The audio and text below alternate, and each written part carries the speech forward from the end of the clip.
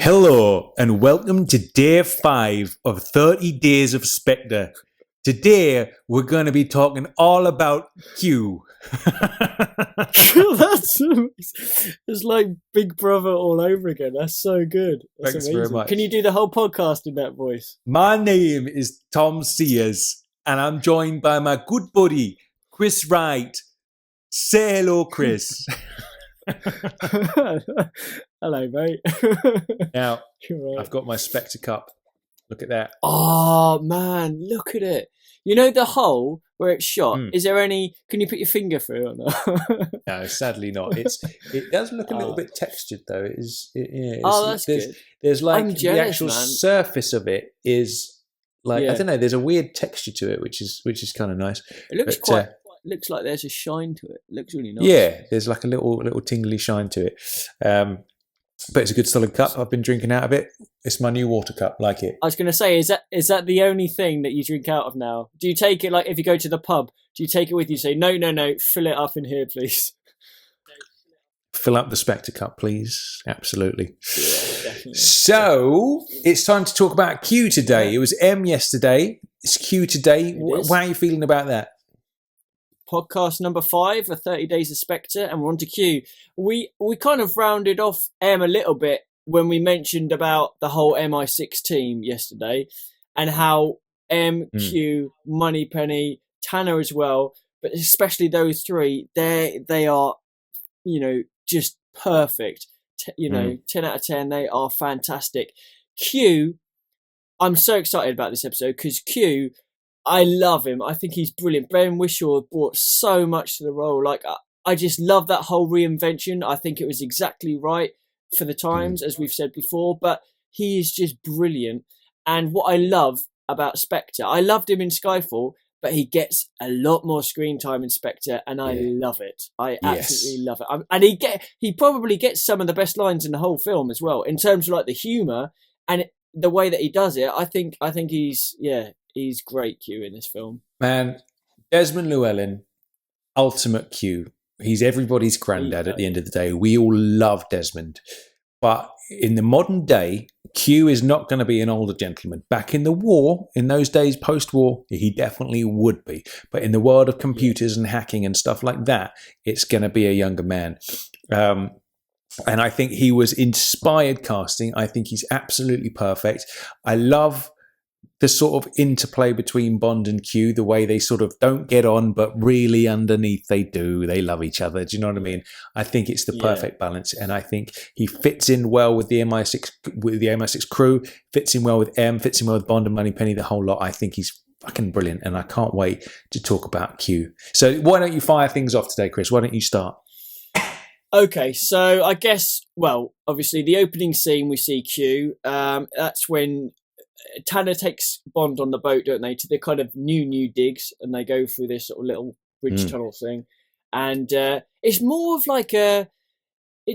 of kind of an inventor's workshop, I'd say. Actually, before we've had sort of the sort of modern futuristic sort of style place with loads of gadgets. I'm talking like back in the day. Obviously, we had the Q's lab originally, and that seemed to get more and more fantastical in a way, perhaps. And in the last one, we didn't really get to see that. He had the new digs, and we saw him at the computer, and we saw him give like the gun and the radio. But now he's got his own workshop back, and I love the fact that there's loads of stuff there in terms of, when Bond first walks in, he sees that gun, immediately thinks, oh, great, this bad boy's for me. And obviously Q takes it off him and it's not. I mean, even that little subtle thing is really nice, It's I love the way that they play it. But all around the room, you see he's working on something over there. There's like shelves over there with stuff. There's desks over there. There's stuff that's been worked on. And it's just like an inventor's sort of dream, this place. And I love it. I think it's a cool setup. Man, that little bit where Bond walks in, he picks up the gun, he's checking the sights, he's kind of taking, and the way he just comes in and just sort of touches the barrel at the end and just sort of moves it to one side. And that to me is the equivalent of a, don't touch that, that's my lunch. It's that sort of thing. It's that relationship sort of playing out gradually. And you know what, man? this was another one of our fantasy choices, wasn't it? It was like we wanted the gun barrel back at the beginning. We wanted a killer opening sequence. We wanted to see M's old classic office where M's in a bad mood telling Bond off, and we wanted to see Q's lab and see that whole interplay. And we got it all, man. We got it all in this film, and we haven't seen Daniel do that yet. We haven't seen him walk in and start tinkering around with Q's toys and Q being pissed off at him. And we've seen that. We saw that in Spectre, and I'm so excited for it, man. I think it's brilliant.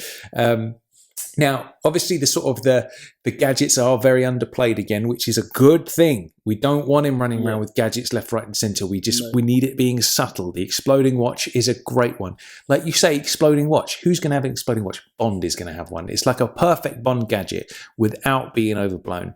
And that kind of whole thing of him walking in, picking up the gun, Q not liking it, I think is perfect. It's like old school Bond and Q sort of banter, interplay. Love it. Now, what I also like about this, I suppose you could say the other gadget is the smart blood, right?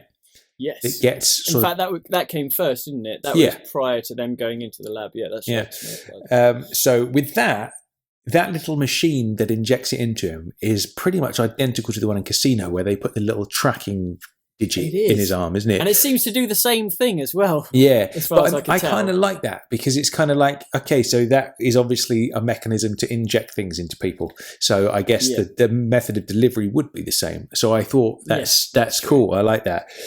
So what do you think about the smart blood? Is that a cool thing or is that a bad thing? What are your thoughts?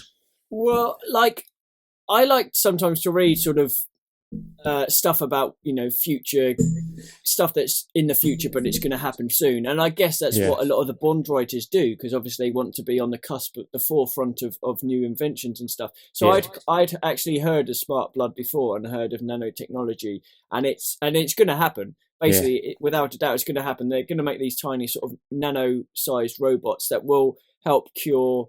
If you're ill, it'll be injected into your blood and it can take down sort of the bad cells, as it were, and that sort of stuff will happen. The interesting spin on it here, obviously they can track him, but it's also one thing I think they maybe should have looked at a little bit more in the film. It was also meant to show his life signs, his maybe his blood rate, his blood pressure, his vital signs, and I think maybe there should have been a little scene perhaps where they just sort of they take a scan of him. Maybe he's in a chase or something. I know what should have happened. At the end, he should have been in bed with Leah Sadu, and then Q should have checked the computer, and it would have been like, and then Bond's pulse is racing. What's going on? And that should have been it. But no, go on, carry on. Blood pressures. Yeah, his blood's drained from his head. Where is it going to? Yeah, his semen levels are suddenly very low. What's going on? Yeah. I think he'd needed a different injection for that, and that would have been painful for sure. But no, I think it was cool. I think it's obviously very similar to the Casino Royale idea of keeping a track on him. I do like the idea that smart blood, I think it could have been used maybe in an additional scene somewhere just to get that little extra bit. But for me, it was fine, it was, and it was interesting that it's only Q that could track him, he was the one in charge. So in Casino Royale, it felt like M or pretty much anyone that's on sort of maybe around the top tier could have searched for Bond through the tracking chip. But with this nanoblood, it seemed that it was only Q that kind of was following him. I don't know.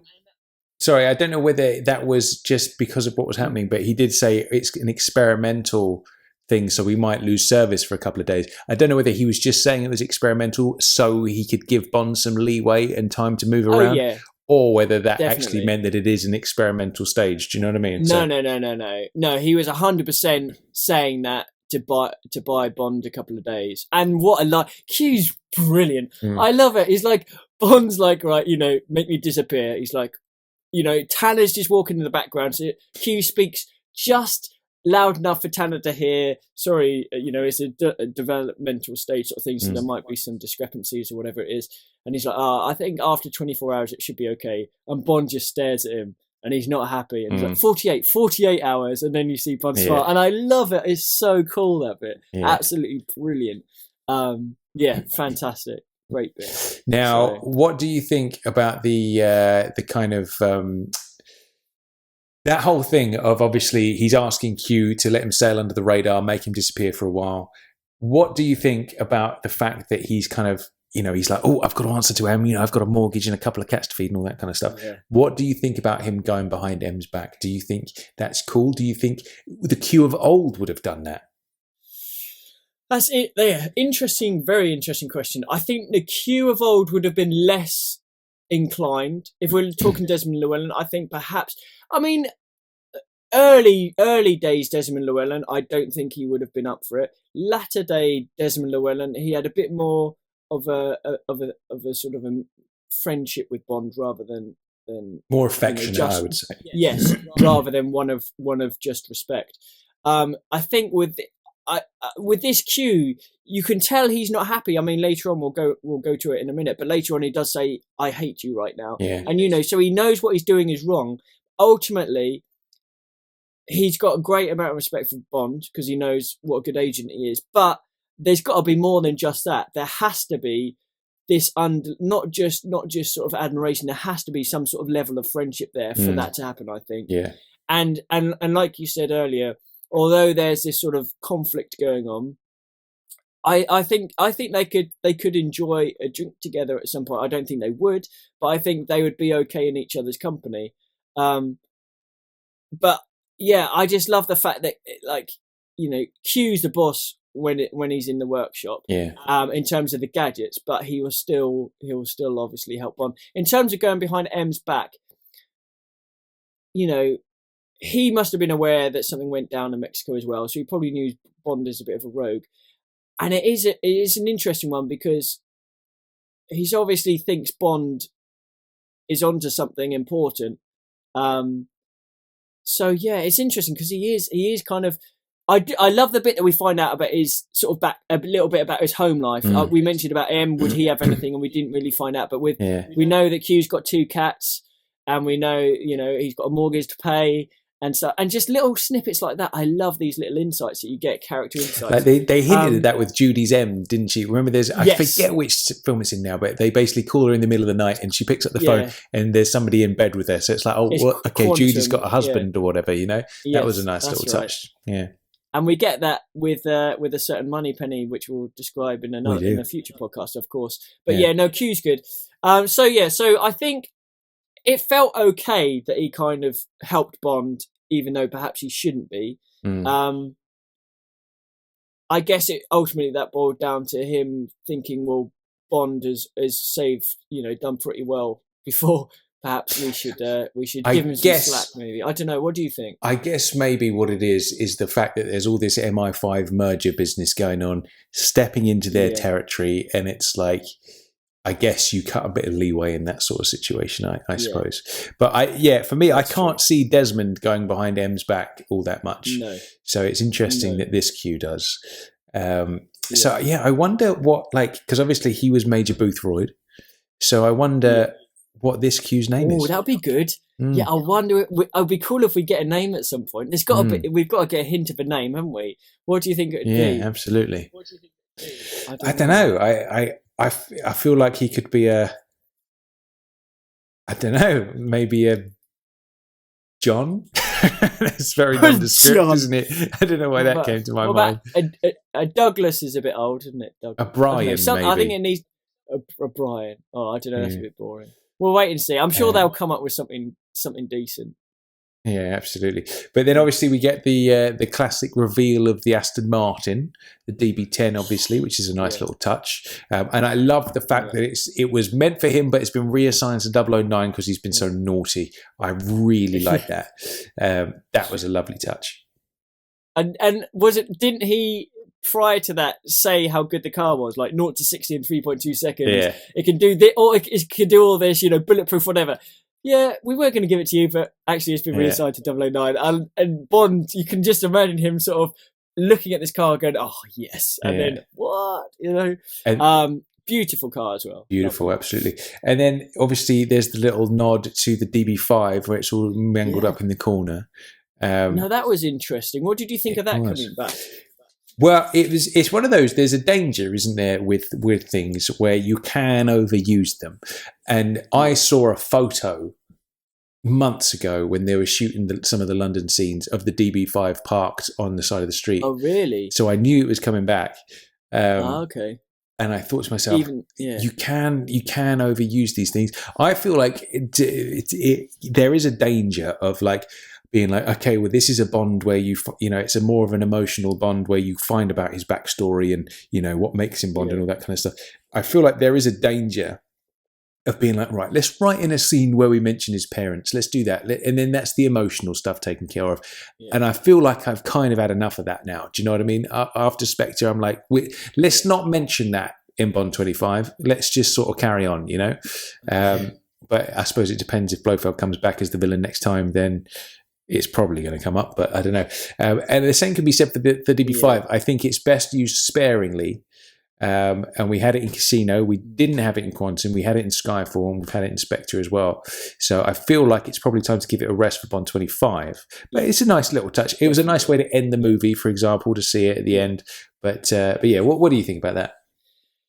I mean, if it hadn't appeared, it wouldn't have bothered me whatsoever. We saw it sort of blow up almost in Skyfall, and in a way, that was kind of a nice way to go. But I did like, again, the Q, another great line. I did ask you to bring it back in one piece, but not bring back One Piece with the steering wheel, and that, I mean, that's great as well. But I guess it's okay. But I don't want to. I don't want to see it again for a few films, maybe. And maybe that's Why not get him an old school Lotus again? Oh, that would be nice. That would be nice. You see Daniel bombing around one of those. Just imagine, right, if there's one scene in Bond 25 where he just passes, I don't know, something, just a hint that, he's outside MI6, but you just see a White Lotus. You don't even see him get out of it. You just see him walk ahead of it as if, oh, did he just get out of that White Lotus? Was that his? But you never know. Just something like that. Just sort of see it. How cool would that be? That would be freaking amazing. That'd be a nice little touch.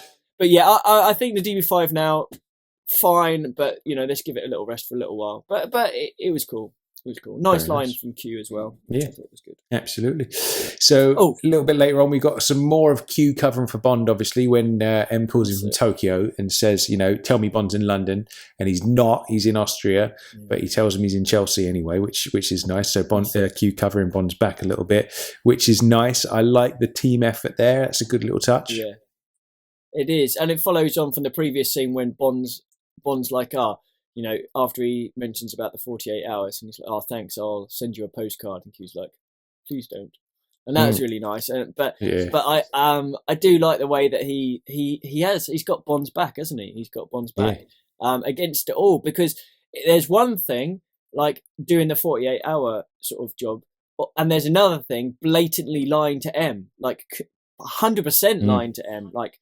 And that is the next level, but yet he still does it. I guess alternately he could have said, "Oh, sorry, I actually covered for him and he's in Austria," and then that would have been, like he said, he's got a mortgage to pay, and I guess he's still risking that he could get found out eventually. But he's helping Bond, and hopefully, I'd love to see Bond pay him back one day. I was thinking to myself just a minute ago, it'll be cool if Q was in trouble, because he's in that lift scene, but later on, but he gets out of it. But I'd like to see Bond help Q out somehow, just to repay the favour a little. I don't know what yet, but I'd like to see that in one of the films. Maybe we'll see that next time. Yeah, absolutely.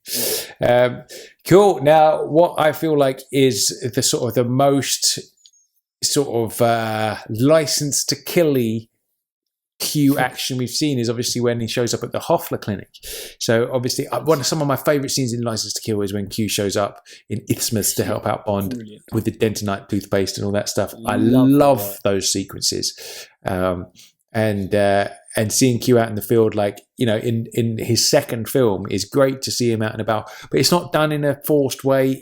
It just works. He's turning up with his laptop to do bits and bobs and all, as you would, And I guess he's got skin in the game because Bond's in Austria, and he's essentially got to go and try and coax him back to London before M gets back and all that kind of business. So it makes total sense. So how do you feel about his scenes at the Hoffler clinic then? I would love him. I think all of Q's scenes are spot on, but he's obviously gone there off his own back. You know, M won't know where he's gone. MI6 won't know that he's gone. So he's gone there to try and help Bond and say, basically, right, you've got to come back now. Bond pretty much ignores him because he said he's onto something, doesn't he? And basically Q says Franz Oberhauser's dead. He died in an avalanche years ago. And Bond's like, no, I actually seen him. He's alive, sort of thing. Basically, you know, along those lines. And so Q's like, okay. So again, he knows Bond's up to something, but he's still not going to tell M, is he? He's not going to go, M, yes, Bond's not coming back, sort of thing. He's still going to cover him, which is cool. But I love the scenes when he first gets there. Bond's like ordering a vodka martini. Sorry, there's no alcohol here. And then Q orders him that protein shake, that health shake, whatever it is, for him, which is really cool. I like that bit. He's obviously been there, but it sounded as if he's obviously been there before Q, which he obviously knew, or maybe he looked at the menu on the way, perhaps. Yeah, he strikes me as the sort of hipster type. I imagine. I don't think you would ever see Q tucking into like a full Monty fried breakfast in the morning. Do you know what I mean? I feel like he would be the one that would be knocking up a green juice and you know, all that kind of business. That's what he strikes me as. So I imagine, you know, he's well versed in that sort of thing. Yeah, that's true. Very true. Which is cool. And then obviously Q. This is the point I think where Bond gives Q the Spectre ring, doesn't he? Yeah, absolutely. So this is where he's recovered it and basically says Q, right, find out all you can about this ring. And Q's like, well, okay, you know, but this is the last thing I'm doing for you, Bond, basically. Yeah. And then Q's about to go, and Bond basically says, "Where's your hotel?" And then we see Q sort of leave that particular scene. And then next time we see him, he gets into this chairlift, doesn't he? And this sort of bald guy who you just know he just looked like a villain. He doesn't have to do anything. He just sits there with a big jacket with like fur neckline, just looking bald and villainous. And he does a slight smile when Q looks up, and that smile is one of, you've picked the wrong chairlift, buddy. You know, sort of thing. But Q try and sort of lifts up his laptop and keeps his head down, try not to look at him. And he has that cool sort of scanning thing that's on the side of his laptop. Like I don't know what is it. It's like a 3D scanning type I guess it's just like this little thing, a little platform that you put stuff on it and it scans it. I guess that's the only way you can really describe it, I suppose. But this is where we get an interesting, potentially complex part of the plot, or at least the story. So he's got the ring that Bond's given to him. He's put it on his laptop. Presses, you know, it initiates this program that basically analyzes this ring. So they're looking at toxology or report DNA. They're looking at bio sort of chemical analysis, stuff like that. So basically really looking into everything on this ring. Now, this is the point where stuff comes up on the computer. Obviously, we see it a bit more later on when he goes back to the hotel, but we see some names come up that relate to this ring, don't we? Now, what did you think about that? And right. On that? Yeah, this for me is the sort of the bit where I'm like, this is the bit where they're asking me to suspend my disbelief more than any time else, I think. Basically, this ring, for some reason, gives him all this information. Suddenly, all the Spectre agents that we now know from the last 3 films flash up on the screen. And then for some reason, Oberhauser appears at the top, and it's all linked in this sort of family tree. And I think that bit's in that bit's in the hotel, but it still doesn't. It still doesn't correlate. Sorry, but I have no idea how that ring would possibly link all those people, or give the information that Oberhauser links them all, and he sits at the top of the tree. I have no idea about that. Have you got any theories? Okay. So the closest I can get is, obviously DNA from Sciarra. He wore it. That obviously makes sense. DNA from Mr. White. Yeah. Obviously DNA from Mr. White as well, because he grabbed it off Bond when he went to see him. Yeah. One might think that Blofeld might issue the ring and hand them to the members, so potentially it could have Oberhauser's DNA on it as well. Mm-hmm. Anyone beyond that, I struggle with.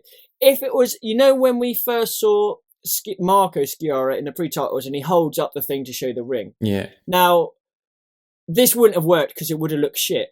But if it'd been a case of you'd greet someone by holding your hand up and they'd hold their hand up so the rings touched, you know, it would have looked crap. But that could have been a potential way. Oh well, we found him. You know. Yeah. Outside of that, it's difficult, isn't it? It is difficult. How do we do it? I don't know. I think this is just one of those sort of suspend your disbelief moments and just go with it, because I can't make that make sense to me. No. You know, for example, why doesn't Bond's face appear on that screen? Because he was holding the ring. You know, why? I assume he would have already known about Bond and not shown his file or whatever. Yeah, I don't know. That's a little bit plot holey for me. That one, I have no idea how that would possibly link all those people. But not only that, right? How? Yeah. You know, why finding those people is the first stretch. How does it prove that? Why is Oberhauser above them all? How does that ring prove? Because Q actually says, and the ring proves it. How? I don't understand. Yeah. But he's taking it to Mordor. Yeah, absolutely. Yeah. So I don't know about that, to be honest. But you just got to go. So we see Marco Sciarra. We see Mr. White.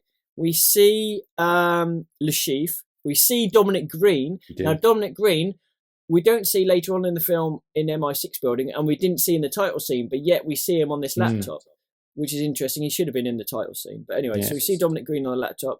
We also see Patrice. Now, this is one that you mentioned initially because you caught him on the first viewing. Yeah. Now, Patrice is like a bit of a minor villain, but yet he was on it. And then we also see Silver. Yeah. Okay. Now, the only other way that's just come to mind is that if this DNA has definitely got Sciarra's on it and definitely got White's on it, potentially it might have Blofeld's, but just forget about Oberhauser for now. Say it's got Sciarra's and White's on it. Okay.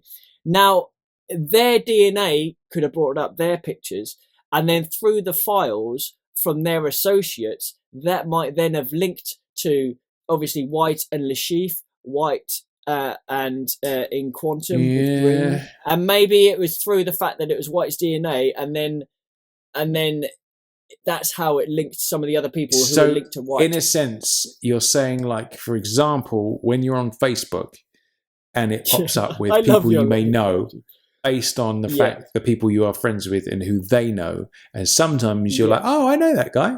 Or most of the time it's not. So that's probably what Q's got going on in his laptop. I guess that works, yeah. That's the closest that I can think to a potential solution at that point in time. So, yeah, that's kind of the tricky one. I think after that, so we get to that point. He basically, the lift is coming to the top. A few snowboarders get in. I would have loved to have been an extra as a snowboarder in that scene. But anyway, so the snowboarders get in, and Q sort of uses them as cover. And then as soon as it gets to the stop, he shut his laptop. As soon as it gets to the top, he runs out. Now this bit's really cool. So I remember speculating before this happened that the guy with the bald head would have a gun and he'd try and shoot Q, and there'll be a bit of a chase. But it was nowhere near as big scale as that. It was literally, he ran out of the chairlift, ran through some people. The two guys were chasing after him, but he just found this door to hide behind. Now, it didn't have to be big, but for me, that still worked. That was still Q using his wit. He's not the physical man to run, you know, like Bond, or to jump off stuff or to slide down slopes. But he was still clever enough to outwit them, outrun them to a certain extent, and then hide. And I like that bit. What do you think about that? I really like that as well. It's kind of like when Bond does those cool things, like in Quantum, where he walks across the sort of balcony ledge to go straight back to him and stuff after everybody's searching him out. Oh yeah, I like that. So he just runs, sort of doubles back on himself a little bit through the exit door, and then he's away, kind of thing. I like that. That's a nice little touch. Yeah, that's nice. So again, after that, obviously he goes back to the hotel. Bond and Swan kind of meet up after that, don't they? Madeline tells them all about, it's Spectre, and that's where we get the big sort of reveal of how everybody's linked together. Sorry, go on. Yeah. No, I was just going to say that's the weird bit as well. I like the introduction. Bond's like Q, Madeline, Dr. Madeline Swan, Q, and then Q's like, enchanted, and that's quite nice. And then he doesn't want Swan there, does he? He's like, no, and Bond's like, no, she's part of it, don't worry. Yeah. And he's like, okay. And now this is where he shows it, and this is the part where we see that sort of like that tree, like you said. Strangely, it happens to be in an almost octopus-like shape, doesn't it? With Oberhauser at the top. So yeah, this is an interesting bit. It'll be good to put a shout out to the JBR Army. What everyone thinks about the potential for that ring to link everyone and how that happens. And to how specifically having Oberhauser at the top of everything and stuff like that, because it's either a little bit lazy or it's something that we've missed and we haven't quite got. Yeah. And, the potential Facebook link idea solves some of it, but perhaps there could have been a better explanation, perhaps. Yeah, maybe that's what he was doing. Maybe he just put Marco Sciarra into Facebook and looked at his friends list, and that's what he turned up. Maybe that's what it was. I think that is exactly what... Have you ever tried to find Marco Sciarra on Facebook? No, but I think there's going to be a bunch of JBR listeners who are running that search right now. Yeah. I hope there's quite a few, and he's got like a white ponytail and a bit of blood and what have you. Yeah, very nice. Yeah. So cool. Obviously, while Bond and Swan go off to Morocco, to l'Americain, and do all that kind of stuff, we kind of fast forward through the movie quite a bit, I suppose, and we see the scene where M's in rules in his late night restaurant, and then Q and Moneypenny go to meet him. And that's a nice little sort of tie-up scene, because obviously M's like, delete all the Smart Blood files, so essentially letting Bond off the hook and letting him move about unseen, which is great. How do you feel about that? Like, how do you feel the interplay between three core Bond supporting characters, M, Q, and Moneypenny? How do you feel that works? Well, I love the fact that both Q and Moneypenny are on the same page. They're both like, look, M, we've tracked Bond, we've got the Smart Blood, we tracked him to this place here in the desert. It was meant to be empty, as if nothing's there, but look, we've done a satellite image, and you can see this. I wish the dialogue was like that. Look, we've done satellite image. There he is, look. Oh, jeez. So, yeah. And then obviously we mentioned last time, Eb's like, no, if we help him, it's going to make it worse. But you can tell that initially, as soon as they hear that, both Q and Moneypenny are a bit like, whoa, well, hang on a minute, this is James, we've got to help him, And I guess that links back to earlier in the film, because we've mentioned already that Q's kind of gone a little bit behind M's back to help Bond. Moneypenny, obviously, we'll talk about in another podcast, but she helps Bond as well, doesn't she? He sort of trusts her and stuff.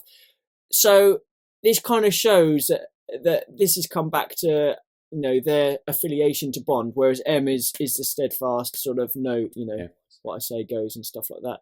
So, yeah, I mean, I love any scene with those three, and when they're all together, you can't go wrong. Well, it's nice again, isn't it? It's sort of towards the end when they're on the way to the CNS place, and then the cars obviously get sort of smashed, and then the car following behind has got Tanner, Q and Moneypenny all in that car. Yeah. And again, they just work well together, don't they? They just like, obviously they don't do much in that scene. They're just like, right, let's fuck off. But they all kind of just gel together. It just feels right, man. I feel like we're going to be looking back on these films in 20 years' time and seeing those characters again, and they're going to give us that same feeling that, seeing Robert Brown and Freddie Gray and Bernard Lee all together in the room makes us feel at this point, I think.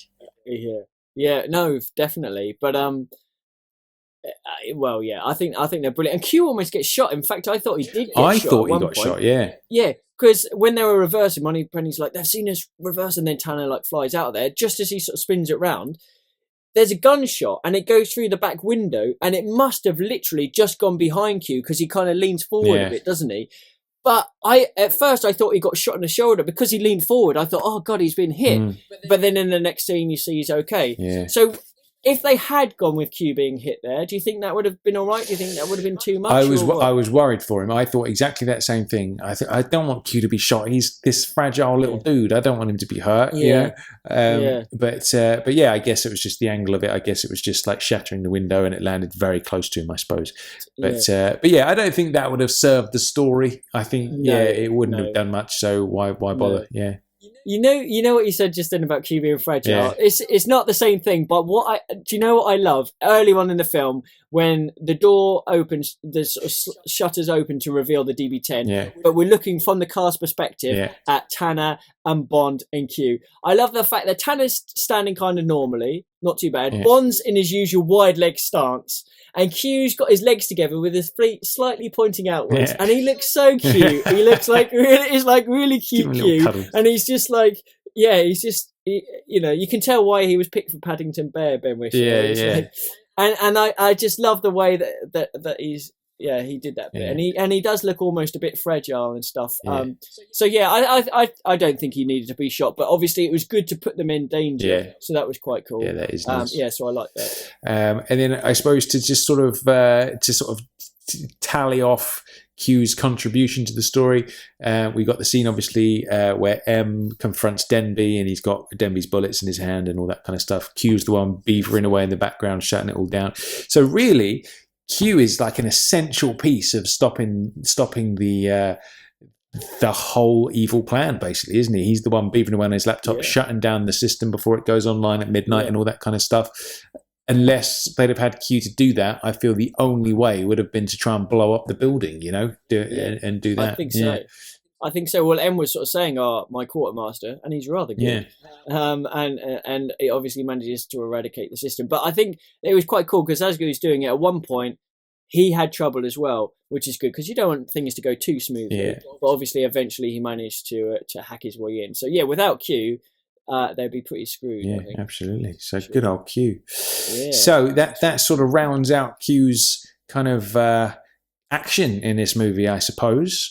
Apart from the very last. There it is. Apart from the very last scene, which I think is a nice little touch.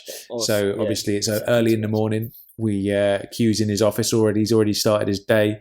Lift comes down. Bond comes out. The Bond music as well. It's nice, it's good. I like that. I like that. And then obviously Bond comes to get his DB5 and off he goes. So yeah, there it is. Nice little tail off there. Now here's an interesting point. Okay, again, I can't remember who mentioned it, but we'll do it properly.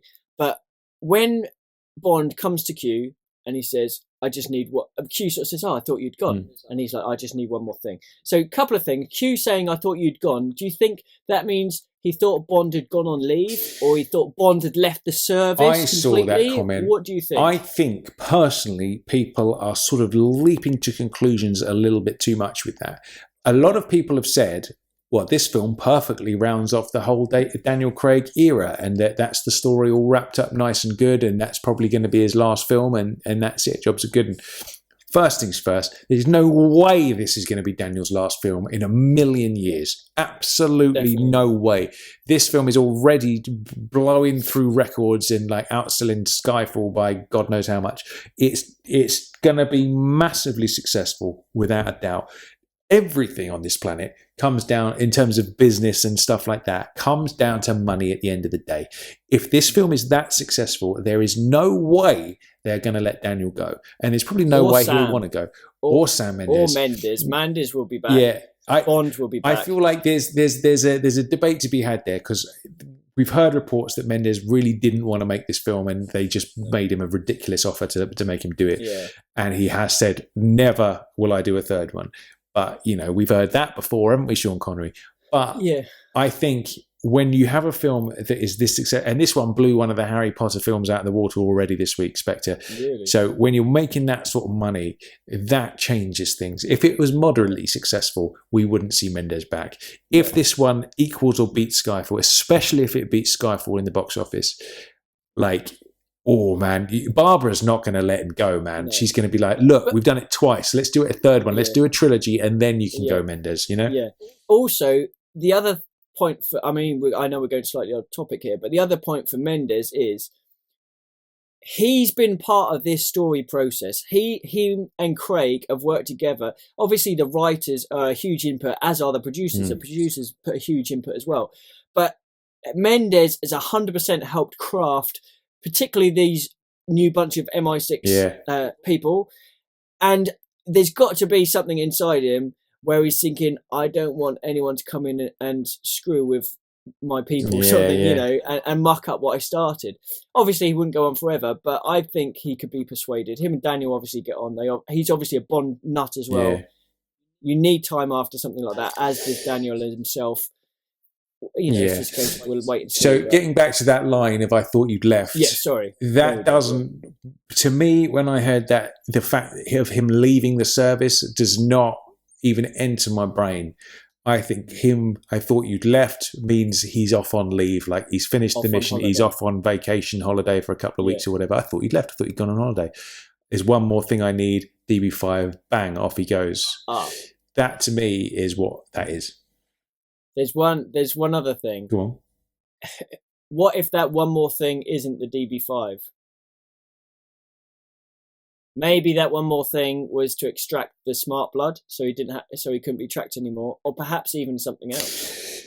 Who knows? That's true. I feel that would be a bit of jiggery pokery because the very next shot you see him in the cockpit of the DB5, setting the gears and shit. I feel like that would be a bit of jiggery pokery. I feel like that's what it means is the DB5 personally, but there's a very real possibility if it's open to interpretation, isn't it? It doesn't affect the film in any way. It's just absolutely whatever you want. So what are your overall thoughts of Q? Overall thoughts are much like M's overall thoughts in the last episode. I bloody love him. I think he's perfect. I think he's brilliant. I love seeing him out in the field. I love seeing him covering Bond's back and sort of being, playing with bending the rules a little bit. Desmond's Q, as much as I love him, wouldn't have been up for that. He'd have been too much of a play it by the book kind of character. Yeah. This guy's different, and I like that. And I like the fact that he doesn't mind getting out in the field, and obviously he's not going to be a physical match for anybody, but when he gets tailed, he's doing a bit of evasion tactics, and so he knows his way around that sort of world. I love it, and of course he's essential to stopping the whole plot, so he's a real key player in this film. Do you think there's a potential a potential sort of how do I say this? Potential issue with Q becoming the savior of all missions that relate to computer trouble. In other words, let's call him Q. Oh, he's hacked it. Everyone's happy. Yeah. It's a bit like that in Skyfall. Obviously, Silver was one up on him and managed to reverse it. But it's like, anything to do with computers, it's okay. Q couldn't hack it. Everything would be fine. Do you think there's a situation that might happen? Yeah, there is that danger. Like the same thing of overusing things, like we were saying, the DB5, or overusing Bond's parents. Of like, right, we need an emotional scene. Let's bring up his parents again, and that'll cover that. Yeah. And there is that danger, especially in this world where, obviously, like you said, Skyfall was a very computer technology hacking based villain. Same again with this, with all the surveillance. So there is that danger. I would like to see. I mean, it's going to be tough for them to top this movie. God knows what they're going to bring up next time. It's going to be a tough one to follow. And there is always that danger. I would like to think that won't perhaps happen next time. I'm sure they won't. If they from what we've seen so far, it's with Q, with all of them, it's been brilliant, and it can only hopefully continue. They've done nothing to show us otherwise, have they, so far? Yes. So fingers crossed it will keep going. But I like you, absolutely adored Q. I love the fact he got a lot more screen time, loved him in the field, loved his relationship with Bond, the lines as well that he was given, but the way that he deals with it. Ben Whishaw, so good. Like, just aside from maybe the C line, which Emma had, I think the majority of laughs went with Q. Daniel, to be fair, actually, Daniel had quite a few as well, but it was done in a really well way, and I can't wait to see MQ and the MI6 lot in the next one. Yeah. It's good, isn't it? I'm getting excited. It's like only just come out. It's crazy. That's the thing. But I guess, if it is Mendes again, it's going to be a long wait, innit? It's going to be 2018. And then Daniel's last one, if he does stick around for 2, will be 2021. So we'll see how that goes. So that about rounds out today's episode. Before we go, make sure you come and follow us on Facebook so you can see some of the amazing artwork that Brett Spencer's made for us with the 30 Days of Spectre. Come and just put James Bond Radio into the search. You can follow us on Twitter, which is at James Bond Radio. Come to jamesbondradio.com and join in the conversation in the comments section. And you can leave us voicemails, listener quotes, and all that kind of shenanigans over there too. And last but not least, if you wouldn't mind coming to iTunes and leaving us a lovely 5-star review, that really helps us rank higher and attract more listeners and all that kind of stuff. And last but not least, again, on YouTube, find us on there, and just put James Bond Radio into the search and come and subscribe on YouTube as well, because that's always good. Because we always put our episodes up, but we also put other stuff up on YouTube as well, like our little location tour videos and all that kind of stuff. So make sure you come and get involved with that. So day 5 of 30 Days of Spectre in the bag, Chris. Excited about tomorrow? I am indeed. I'm not going to say what it is, but it's going to be a good episode. Absolutely. Sure. Good stuff. So until tomorrow morning, I've been Tom Sears. I've been Chris Wright. And James Bond Radio will return first thing tomorrow, so you can listen to us while you're having your Frosties. Lovely. And your mug of Earl Grey. Absolutely. Good stuff. We'll see you then. Excellent. See you tomorrow, everyone. Bye.